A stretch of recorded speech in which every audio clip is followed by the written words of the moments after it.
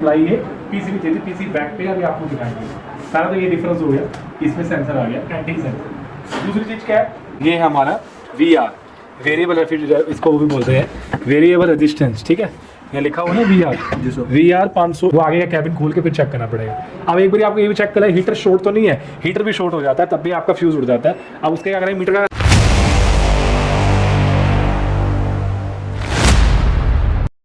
ABC institute के अंदर आज मेरे स्टूडेंट्स हैं यहाँ पर। ये इन्वर्टर फ्रिज का प्रैक्टिकल कर रहे हैं। ये डबल डोर का इन्वर्टर फ्रिज है, LG कंपनी का, LG पैनासोनिक का है। ठीक है, पैनासोनिक कंपनी का ये इन्वर्टर फ्रिज है। ठीक है, तो इसका हम बता रहे हैं इसमें कौन कौन से पार्ट्स होते हैं, तो पूरा कुछ बताएंगे। आप वीडियो बने रहना, आपको सारी इन्फॉर्मेशन हम देंगे वीडियो में। ठीक है, तो देखना, आपको सबको बच्चों को बता रहे हैं, सुनना आराम से। सबसे पहले जो नई चीज़ इसमें आई है, डिफरेंस जो आया है, पहला है सेंसर। ये सेंसर है एंटी सेंसर। जैसे हमारे नॉर्मल सेंसर नहीं होते, AC में लगा होता है एयर सेंसर या कॉइल सेंसर। गर्म करने पर रेजिस्टेंस घटेगा और ठंडा करने पर रेजिस्टेंस बढ़ेगा, तो वही वाला सेंसर है। अब इस सेंसर को रिप्लेस, इस सेंसर किसकी जगह पे आया? हमारे पहले नॉन मीटर AC में बायोमीटर होता है, उसका काम के हीटर को चालू बंद करवाना, हीटर को स्विच करना। अब क्या होगा, यही सेंसर बायोमीटर का ये सेंसर लगा दिया। ठीक है, ये सेंस करेगा और फिर हीटर को चालू करना वो चालू करेगा और हीटर को बंद करना वो बंद कर देगा। समझ में आ गया? ये सेंसर है जो कि 5 वोल्ट DC में चलता है, 5 वोल्ट DC में, और इसको सप्लाई है PCB दे दी, PC बैक पे अभी आपको दिखाएंगे सारा। तो ये डिफरेंस हो गया, इसमें सेंसर आ गया, एंटी सेंसर। दूसरी चीज़ क्या है, यहाँ पे आपको दिख रही होगी, मैं आपको पूरा खोल के दिखाता हूँ।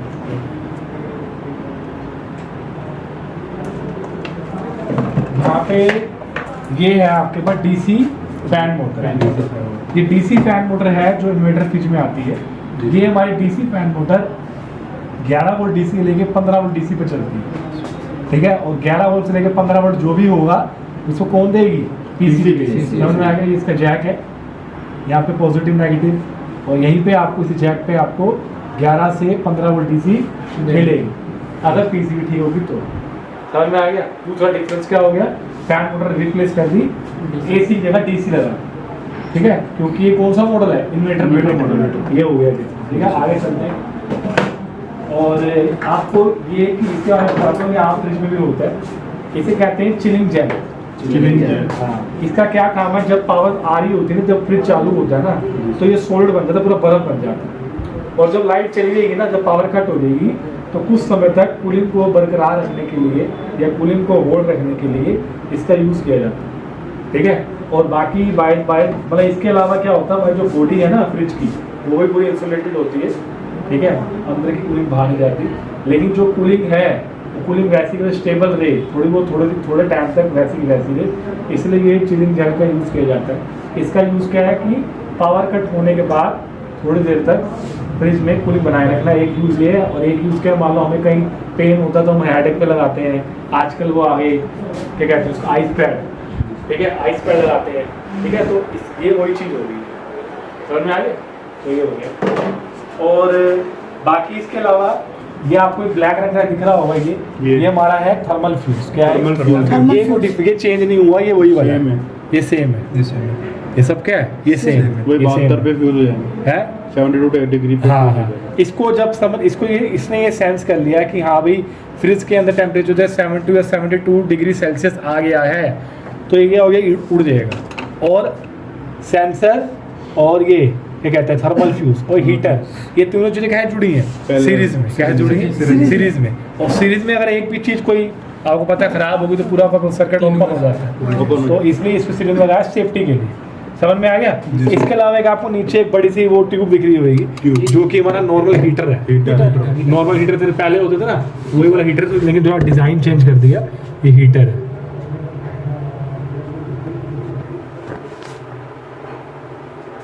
ये हीटर है, डीप फ्लोर हीटर कहते हैं, जो कि 220 AC पे चलता है। इसको सप्लाई भी कौन देगी? PCB देगी। और सबसे मजे की बात पता है क्या है, इन्वर्टर फ्रिज में क्या होता है, अगर कुछ भी फॉल्ट हो जाए, आपको ऐसा पूरा खोलना नहीं है फ्रिज को, सब की सब चीज़ें पीछे चेक हो जाएंगी। वो आपको मैं पीछे बताऊंगा अभी। ये सारे पार्ट हम चेक करेंगे बिना खोले। मतलब खोलने की जरूरत नहीं, जब पता चले हाँ भाई खराब है तो उसको खोलो, पीसीबी से चेक करना है। पीसीबी पता लगा लेंगे हाँ भाई फॉल्ट पीसीबी के अंदर है कि पार्ट के अंदर है, वो इन्फॉर्मेशन आपको मैं आगे दूंगा। समझ में आ जी गया। सर। और इसके अंदर कोई डोर स्विच या कोई बल्ब नहीं आता है, क्योंकि वो ये पहले पुराने फ्रिजों में आता था। ये न्यू मॉडल पैनासोनिक का फ्रिज है। उसे आगे चलते हैं। अब ये डबल डोर का नीचे का रेफ्रिजरेटर कंपार्टमेंट है और इसको खोल रहे हैं। इस पूरे को कहते हैं एयर डक्ट, ठीक है। एयर डक्ट में 3 स्क्रू लगे हुए हैं कैप के साथ, तो हमने पहले कैप रिमूव कर ली है और अब हम स्क्रू रिमूव कर रहे हैं, ठीक है। और यहाँ पे रेफ्रिजरेटर टेम्परेचर कंट्रोल, ये हमारा है थर्मोस्टेट, और इस पे जो थर्मोस्टेट जो होता है ना वो हमारा इलेक्ट्रॉनिक थर्मोस्टेट होता है, जिसको VR भी कहते हैं, वेरिएबल रेजिस्टेंस, ठीक है। इसमें वो नहीं है संख्या वाला थर्मोस्टेट नहीं है जो सिंगल डोर में होता है। अभी आपको मैं खोल के दिखाऊंगा फिर देखना। चलो यहाँ पे जो है आपको दिख रहा होगा ये LED पूरा पैनल है, LED लाइट कहते हैं इसको। ये DC पे चलती है, आगे वही चीज़ 11 से 15 वोल्ट तक चलती है। और ये इसके साथ सीरीज में लगा हुआ है, ये है डोर स्विच। इसको रिमूव करना है, सिंपली आपको इस तरीके से प्रेस करके इसको बाहर निकाल देना।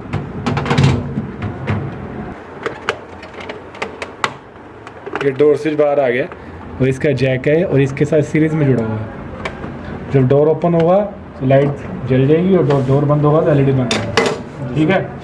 अब इस एयर डक्ट को हम निकाल के जो आपको दिखाते हैं।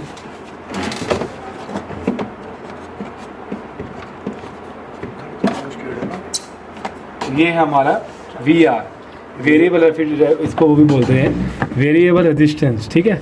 यहाँ लिखा हुआ है VR 501 ऐसे कुछ लिखा हुआ है इसके ऊपर। या इसको आप ये भी कह सकते हो कि ये हमारा इलेक्ट्रॉनिक थर्मोस्टेट है, ठीक है। इसको जैसे हम जिस टेम्परेचर पे सेट करेंगे ना उतनी ही स्पीड पे कंप्रेसर चलेगा, क्योंकि आपको बताया हो मैंने, क्योंकि जो इन्वर्टर फ्रिज होते हैं, इन्वर्टर जो AC होते हैं ना, उनकी जो कंप्रेसर की जो स्पीड होती है वो वेरिएबल होती है।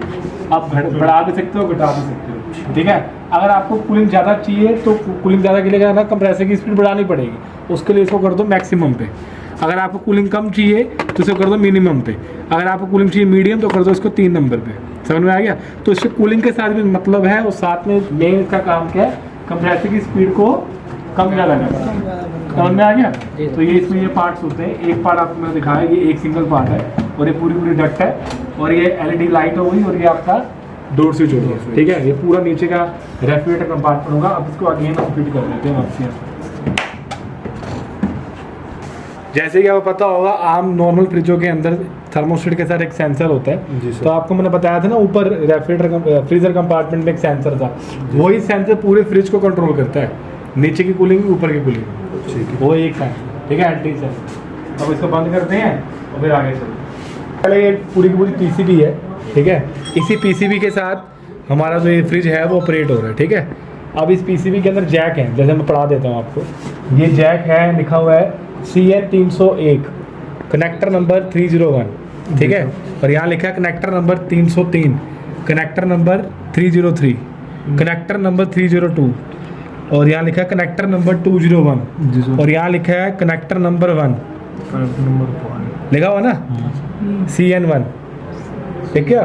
ये लिखा है जहाँ पे मैंने उंगली की हुई है, ये आगे सर कनेक्टर नंबर 1 आई मैंने दिखा, ये है CN दिख गया सर, ठीक है, सब दिख गया। अब आपको मैं सब के सब पार्ट जो है यहीं से चेक करवाना बता दूंगा कि आपको पूरे फ्रिज जो है यहीं से चेक कर लेना है। उसमें मेल लीड मूल लीड सब कुछ इंक्लूड होगी, ठीक है।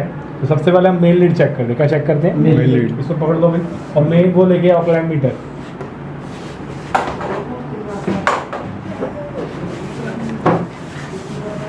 क्लैम्प मीटर लाया जाए भाई। अब हम एक एक पार्ट चेक करा रहे हैं। सबसे पहले हम करेंगे, क्या करेंगे, चेक मेन लीड। और जो पार्ट जैसे चेक करवा रहा हूँ बंद में चालू में जो जैसे करवाऊंगा वो वैसे ही करना है वो पार्ट चेक, आपको ध्यान रखना। तो मेन लीड चेक करने के लिए मेन लीड कब चेक करेंगे? जब फ्रिज जो है वो डेडी हो जाए, मान लो कुछ रिस्पॉन्स नहीं आ रहा, ना लाइट जल रही है ना कंप्रेसर चल रहा है, तो सबसे पहले क्या चेक करेंगे? Main lead. मेन लीड के ऊपर लिखा हुआ आपको लिखा है L मतलब फेस, N मतलब न्यूट्रल, और ये अर्थिंग का साइन है।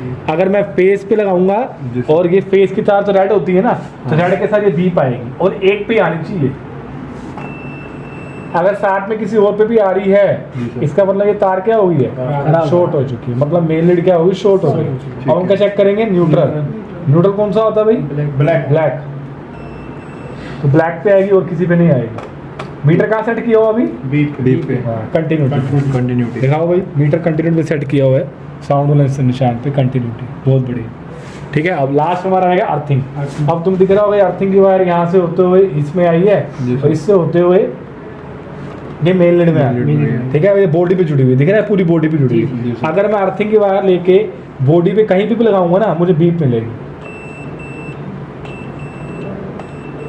मिल रही है जी सर। वहाँ मिलेगी जब पेंट ना हो। ये देखो यहाँ नहीं आएगी, या पेंट है ना, यहाँ आएगी। समझ में आ गया? अगर आपका मान लो फ्रिज जो है वो थोड़ी बहुत आपको शॉर्टिंग दे रहा है, मान लो हम हाथ लगा दें करंट लग रहा है, तो उस समय आपको ये सब कुछ चेक करना है।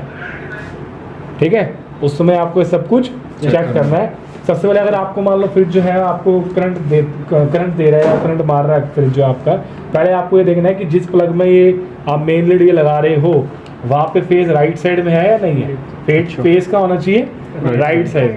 अगर राइट साइड में नहीं होगा तब भी आपका जो फ्रिज है वो करंट मारेगा। पहला ऑप्शन ये होता है। दूसरा ऑप्शन मान लो राइट साइड में होने के बाद भी करंट मार रहा है, तो हो सकता है कि आपका जो मेन लीड की जो तार है फेस न्यूट्रल, इन दोनों में से कोई एक तार बॉडी के साथ टच है, इंटरनल बॉडी के साथ क्या हो गई है, टच है, तब भी वो करंट मारता है। और लास्ट ऑप्शन क्या है, अगर मान लो वो भी ठीक है फिर भी करंट मार रहा है, लास्ट में कंप्रेसर भी शॉर्ट हो सकता है।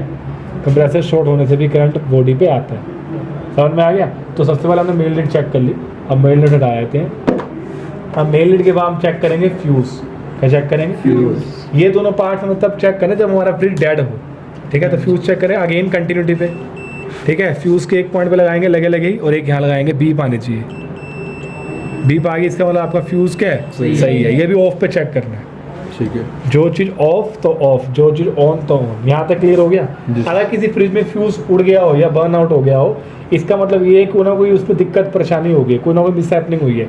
जैसे कि शॉर्ट सर्किट हो सकता है, मान लो फ्रिज में क्या हो गया, शॉर्ट सर्किट। मान लो ये इंटरनल वायर आपस में जुड़ गई मेन लीड की, तो क्या हो गया, शॉर्ट सर्किट हो गया, तो फ्यूज उड़ जाएगा।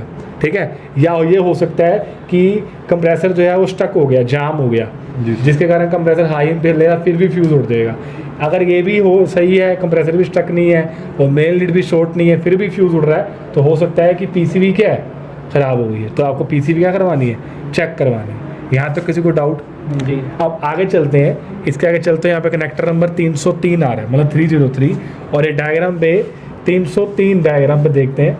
303 कहाँ है, ये रहा, ये 303 लिखा हुआ है ना यहाँ पे। तो यहाँ पे आपको ब्लैक, पिंक और ग्रीन वायर दिख रही होंगी, यहाँ पे वही लिखा हुआ है, यहाँ पे वही लिखा हुआ है। ठीक है, अब ये कहाँ जाके जुड़ रही है देखते हैं। ब्लैक वायर जो है, ब्लैक वायर जुड़ रही है टेम्परेचर फ्यूज और 73 डिग्री। ये क्या है, थर्मल फ्यूज। और थर्मल फ्यूज सीरीज में किसके जुड़ा हुआ है, डीप फ्लो हीटर जुड़ा हुआ ना सीरीज में।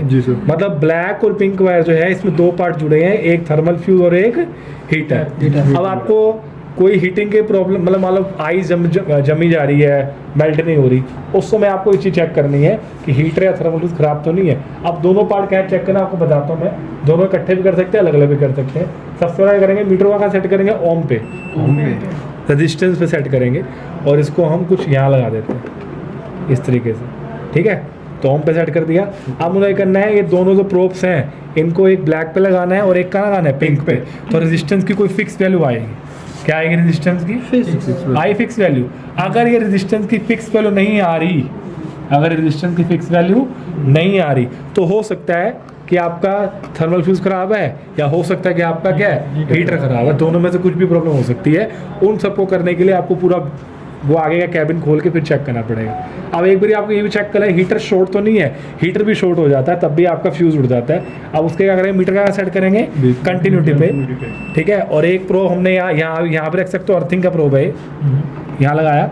इसकी बीप किसी के साथ आनी नहीं चाहिए, अगर आ गई तो हीटर शॉर्ट है। देखते हैं, कोई आपस में देखते पहले, आपस में आ रही है, हाँ आ रही है, यहाँ नहीं आई, यहाँ भी नहीं है। इसका मतलब आपका हीटर के शॉर्ट भी नहीं है और ठीक भी है, हीटर भी ठीक है और थर्मल फ्यूज भी ठीक है। इसके आगे चलते हैं। इसके आगे हमारा कनेक्टर नंबर 302 मतलब 302, वो हमारा कनेक्टर नंबर 302 ये है। यहाँ पे ब्लैक और ब्लू वायर जुड़ी हुई है, ये लिखा हो ना। और ये कहाँ जुड़ी हुई है, क्या लिखा है, मोटर प्रोटेक्टर। अब ये मोटर प्रोटेक्टर क्या होता है, मोटर मतलब कंप्रेसर को कुछ लोग मोटर कहते हैं। Motor protect. अब कंप्रेसर को कौन प्रोटेक्ट करता है? OLP। कौन प्रोटेक्ट करता है? OLP। ओवरलोड को प्रोटेक्ट करती है ना, तो OLP हमने बिना खोले चेक कर लेनी है, खोलने की जरूरत नहीं है, ऐसे चेक कर लेंगे। क्या चेक करेंगे? कंटिन्यू पे रखेंगे और दोनों पॉइंट पे लगा देंगे। अगर ये बीप दे रही है, इसका मतलब OLP क्या है? सही है। अगर OLP ठीक होगी तो बीप आएगी, अगर बीप नहीं आ रही तो हम सीधा ये नहीं बोलेंगे OLP खराब है। हो सकता है उसके पॉइंटों पे कार्बन आ गया हो, या हो सकता है कि वो वायर हट गई हो, या हो सकता है कि ये वायर, ये जो जाके OLP पे जुड़ रही हो वायर ख़राब हो गई हो। ठीक है, तो ये सब तो आप बीप से चेक कर ही लोगे। ठीक है, एक ये भी प्रॉब्लम हो सकती है लास्ट में कि OLP खराब है। ठीक है, समझ में आया? इसके आगे चलते हैं। अगला हमारा कनेक्टर आता है 201, कनेक्टर नंबर 201, कनेक्टर नंबर 201 कहाँ पे जा रहा है वो? कंप्रेसर मोटर जा रहा है ना वहाँ पे। तो कंप्रेसर के ऊपर यार टर्मिनल लिखे हुए UWV, 3 पॉइंट लिखे हुए ना। और सबसे मेन बात क्या है कि जो इन्वर्टर AC होते हैं या इन्वर्टर जो फ्रिज होते हैं उनमें CSR नहीं होता, UVW होता है। ठीक है, क्या होता है? UVW। और UVW तीनों में रेजिस्टेंस के लिए फिक्स आएगी। क्या आएगी? फिक्स आएगी। अब देखते हैं आती कि नहीं है। मीटर को कहाँ सेट करेंगे? रेजिस्टेंस पे। जी सर। ऑन पे सेट कर दिया। अब देखते हैं फिक्स आती कि नहीं आती। एक पॉइंट यहाँ रखा ग्रे के साथ, एक वाइट चेक करा, देखते हैं क्या वैल्यू आती है। पॉइंट अप्रोक्स चल सकता है 12.5। वाइट आगे ब्लैक पे चेक करते हैं, grey white, grey black. 12.5 same है। अब वाइट के साथ चेक करते हैं, वाइट के साथ ब्लैक।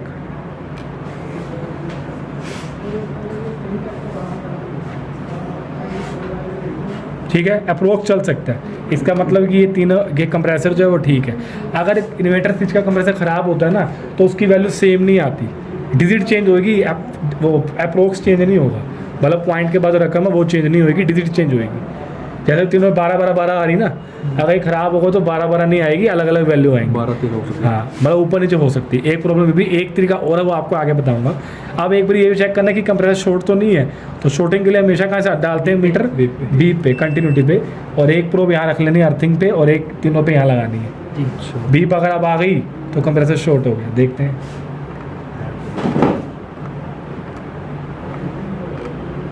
आई? कहीं बीप नहीं आई, ऐसे आएगी। देखो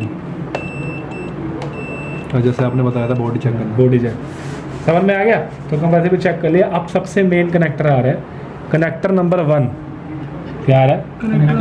इसकी है मेन कहानी, बताता हूँ। अब इसमें देखो कितने सारे वायर जुड़े हुए। टोटल वायर गिनते हैं 1 2 3 4 5 6 7 8 9 10 11 12 वायर है। और 12 में से आपको मैं कनेक्टर नंबर 1 दिखाता हूँ। ये कनेक्टर नंबर 1 है। इसमें जो 3 वायर है, एक ग्रीन, एक ब्लू और एक ब्राउन, मतलब यहाँ पर देखो ना, एक वाइट, सबसे पहले वाइट, पहले वाली वायर, पहले वाली वाइट, और पीछे की 3 ये 3 पीछे की और ये पहले की एक, ये चारों छोड़ देनी है। फिर कौन क्यों? पहले की एक और 4 पीछे की 3। देखो ना, जो वायर हमारी कंट्रोल बोर्ड में, कंट्रोल बोर्ड लिखा है ना, जो वायर हमारी यहाँ पे जा रही है उनको छोड़ देना है। क्योंकि ये कहाँ जा रही है? VR मतलब वही जो अगर था ना रेगुलेटर था, अच्छा। वो है वेरिएबल रेजिस्टेंस, उनको छोड़ देना है। उसके अलावा हम चेक करते हैं। अब देखो भी क्या क्या चेक करना है। जैसे कि पहली वायर छोड़ने के बाद सेकंड और थर्ड वायर जो है, 3 नंबर और 4 नंबर जो लिखा हुआ है, ये हमारी जाके जुड़ रही है DFC का मतलब ये भी होता है सेंसर। अब ये चेक करते हैं सेंसर ठीक है कि नहीं है। तो मीटर को कहाँ सेट करेंगे? ऑन पे, ठीक है। और एक लगाएंगे येलो पे, और एक साथ में अगेन येलो, दोनों पे येलो पे चेक करेंगे। अगर ये सेंसर ठीक होगा तो रेजिस्टेंस की वैल्यू फिक्स देगा। ये सेंसर है ना? हाँ, ये सेंसर है। वैल्यू आई नहीं आई अभी?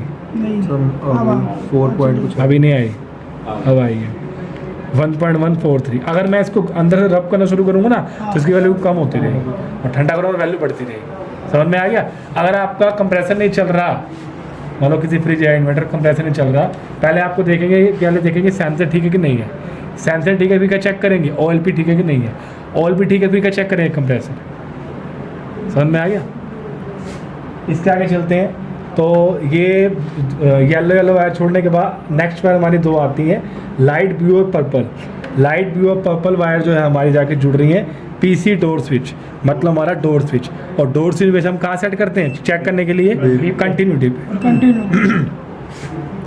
जैसे कि डोर भी हमारा क्लोज है ना, तो क्लोज पे बीप देगा नहीं देगा? नहीं दे रहा ना। अब ओपन करो नीचे वाला डोर, ओपन करो नीचे वाला, बंद करो। ओपन करो, बंद करो, ठीक है। तो ये काम कर रहा है, वर्क कर रहा है, इसका मतलब ठीक है। अगर एलईडी बोर्ड के साथ में कोई प्रॉब्लम आई तो आपको पहले इस समय ये भी चेक करना है, डोर स्विच और फिर क्या चेक करना है, एलईडी बोर्ड। इसके बाद हमारी वायर जो आती है पर्पल के बाद हमारी आ रही है वाइट, दो वायर है ना। तो वाइट हमारी कहाँ जा रही है, एलईडी बोर्ड पे। कहाँ जा रही है, एक एलईडी बोर्ड और एक फैन मोटर, दो वायर वाइट एलईडी बोर्ड की हैं। और इसके आगे दो वायर रेड और ब्लैक, ये किसकी हैं, फैन मोटर की। ये दोनों पार्ट्स ऐसे हैं जो कि फ्रिज ऑन में चेक होते हैं, ऑफ में नहीं होंगे।